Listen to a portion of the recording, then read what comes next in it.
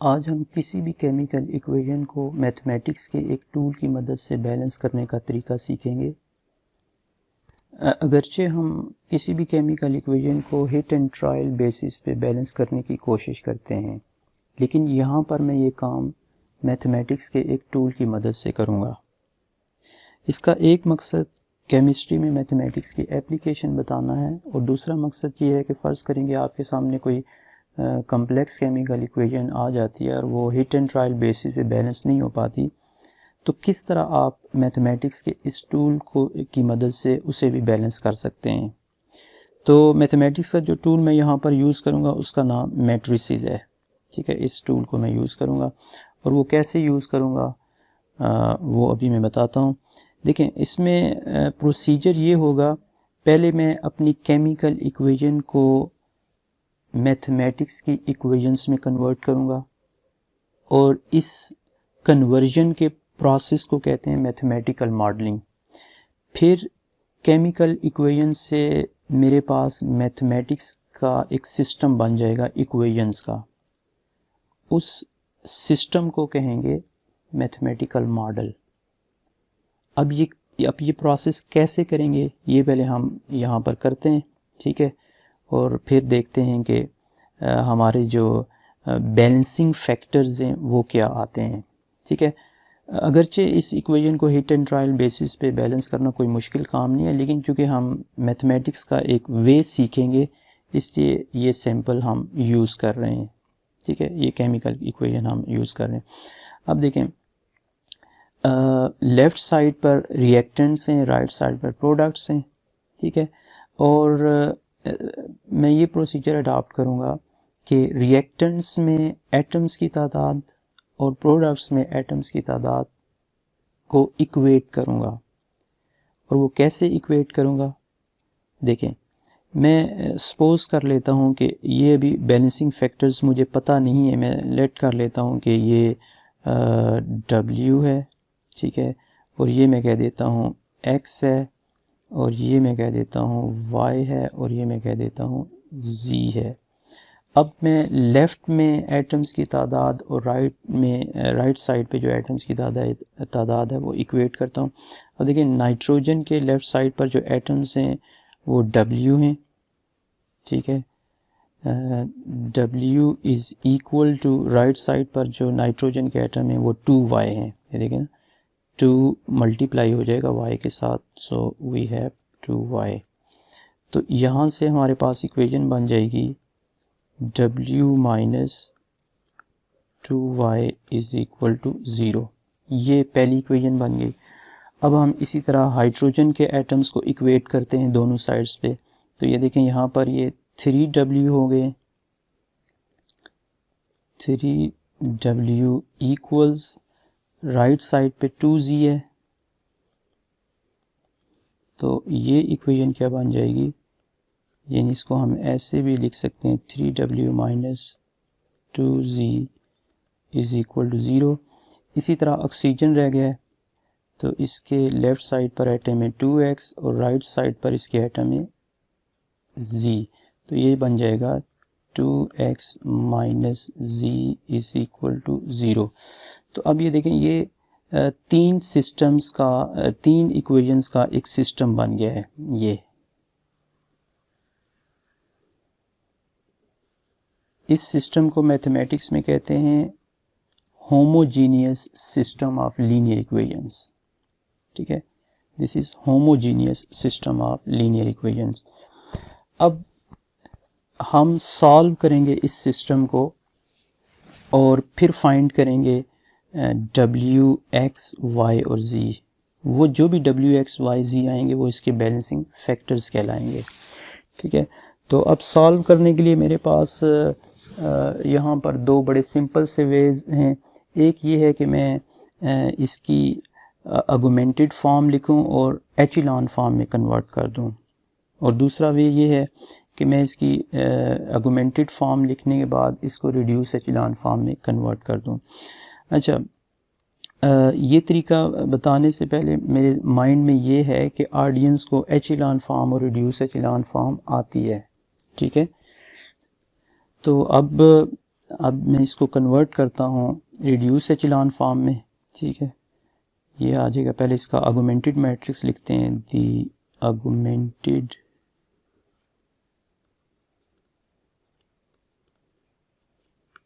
Matrix, वो क्या आएगा। अब पहले देखें W के कोफिशिएंट लिखेंगे 1, फिर उसके बाद X है, X एब्सेंट है, उसका कोफिशिएंट 0 हो जाएगा। फिर उसके बाद Y है, Y का कोफिशिएंट -2 है और Z एब्सेंट है, और फिर राइट साइड का जो हमारे पास है वो 0 है, ठीक है जी। अच्छा, इसके बाद दूसरी इक्वेशन से हम लिखेंगे W का कोफिशिएंट 3 है, और फिर उसके बाद X का कोफिशिएंट 0 है, एब्सेंट है, Y भी नहीं है, और Z का कोफिशिएंट -2 है, और साथ इसके 0 आ जाएगा राइट साइड पे जो है। और आखिरी जो इक्वेशन है उसमें W प्रेजेंट नहीं है, 0 हो जाएगा, और X का कोफिशिएंट 2 है, और Y एब्सेंट है, और Z का -1 है, और इसका 0 है। इधर मैं ये लाइन लगा देता हूँ आर्गुमेंटेड मैट्रिक्स। अब मैं ऑपरेशन लगाऊंगा। अब रिड्यूस एचेलॉन फॉर्म का सिंपल मतलब यहाँ पर मैं ये लूँगा कि इस लाइन से जो इधर है इसको मैं आइडेंटिटी मैट्रिक्स किसी तरह बना दूँ, ठीक है। तो पहले इस 1 के नीचे इस 3 को मैं 0 करूँगा तो ऑपरेशन लगेगा R2 - 3R1. So what we have 1 0 -2 0 and 0. Here we have 0 0 और यहाँ पे क्या आ जाएगा 6, ठीक है, -2 एंड 0। बाकी थर्ड रो सेम रहेगी, 0 2 0 -1 एंड 0, ठीक है। अब मैं 2 और 3 को इंटरचेंज कर देता हूँ, क्योंकि यहाँ पर 1 होना चाहिए ना 0 की जगह, इस जगह पे, तो इसलिए मुझे इंटरचेंज करना पड़ेगा 2 3 को। So here we have R2 3 operation लिखेंगे। अच्छा, ये सारे रो इक्विवेलेंट हैं, ठीक है, क्योंकि मैं रो ऑपरेशन लगा रहा हूँ। These are row equivalent. तो यहाँ पर आ जाएगा 1 0 -2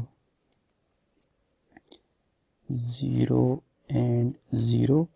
यहाँ पर क्या आ जाएगा 0 2 0 -1 एंड 0, और लास्ट पे क्या आ जाएगा 0 0 6 -2 एंड 0, ठीक है जी। ये इंटरचेंज कर दिया।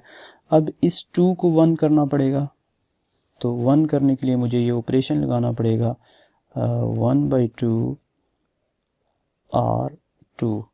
तो क्या आ जाएगा 1 0 -2 0 0, यहाँ पे आ जाएगा 0 1 0 -1/2 0, ये सेम रहेगी रो, -2 एंड 0, ठीक है, ओके। ये हमारे पास आ जाएगा।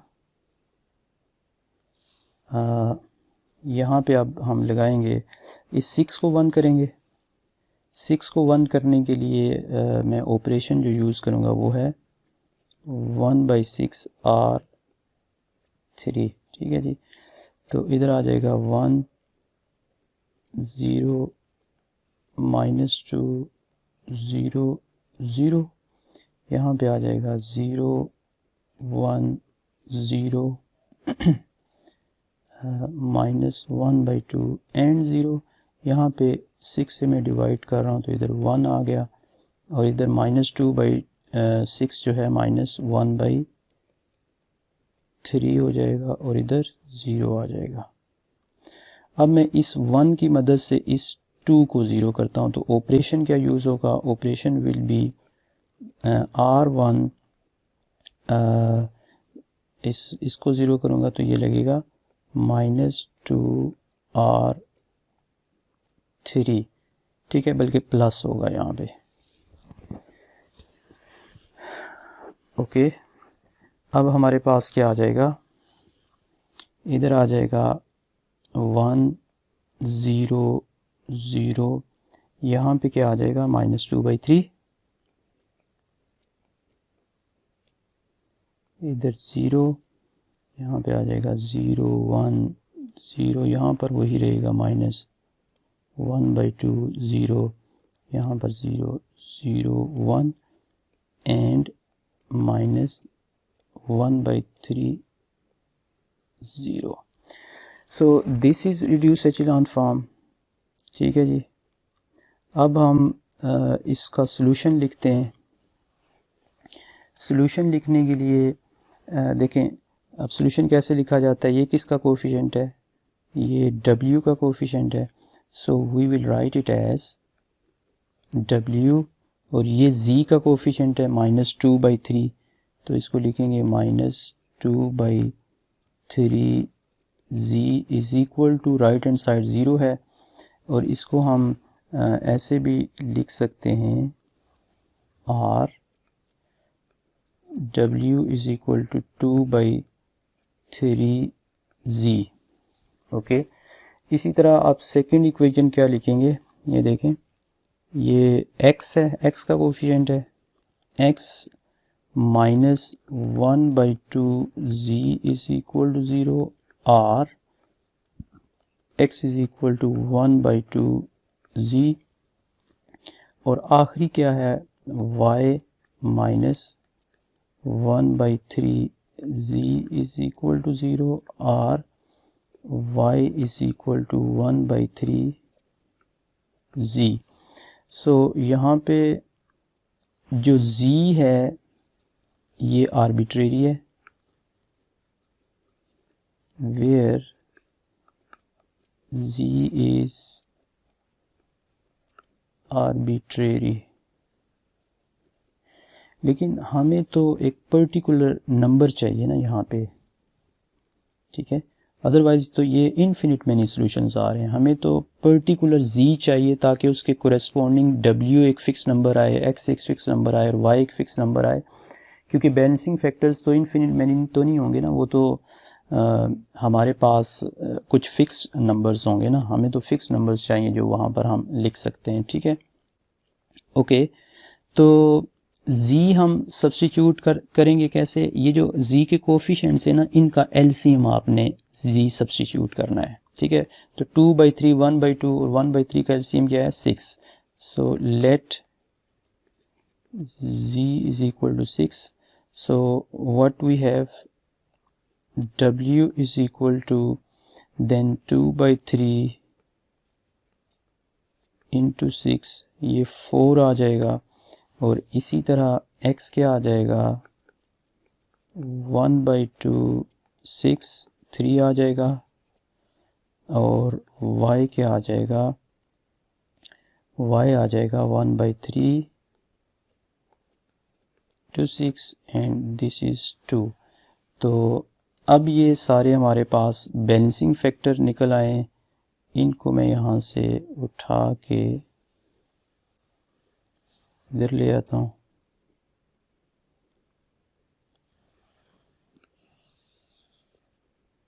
ये देखें, अब इसका मतलब है W क्या आ गया, W हमारे पास आ गया 4, मैं यहाँ पर 4 सब्स्टिट्यूट कर देता हूँ W की जगह, here we have 4, और फिर देखते हैं कि इक्वेशन बैलेंस हुई है या नहीं। तो यहाँ पे x की जगह हमारे पास आ गया 3 लिख देते हैं, और y की जगह क्या आ गया 2, सो सब्स्टिट्यूट 2 ओवर हेयर, और z की जगह क्या आ गया, z हमने रखा था 6, तो आप देखें नाइट्रोजन के लेफ़्ट साइड पे 4 एटम्स हैं, राइट साइड पे 4 एटम हैं, हाइड्रोजन के 12 हैं लेफ़्ट साइड पे, इधर भी 12, ऑक्सीजन के 6 और इधर भी 6। तो इस तरह हम किसी भी केमिकल इक्वेशन को मैथमेटिक्स के इस टूल की मदद से हम बैलेंस कर सकते हैं। ठीक है जी, दिस इज़ द वे।